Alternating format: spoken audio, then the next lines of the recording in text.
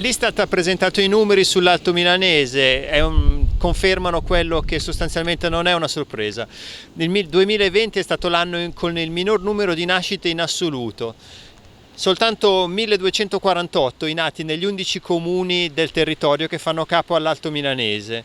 Per quanto riguarda il comune dove sono state registrate le maggiori natalità è stato Dairago con 54 nuovi nati e un indice di natalità dell'8,48 ogni 1000 abitanti. Il comune invece dove si è nati meno è Nerviano con 89 nati, un indice di 5,26. Legnano è nel mezzo, a conferma del fatto che la città cresce un po' di più rispetto al passato, ma che il problema delle nascite diventa importante anche in questa zona, come d'altra parte nel resto d'Italia, anche perché a conti fatti negli 11 comuni i nati nel 2020 sono stati circa la metà dei decessi.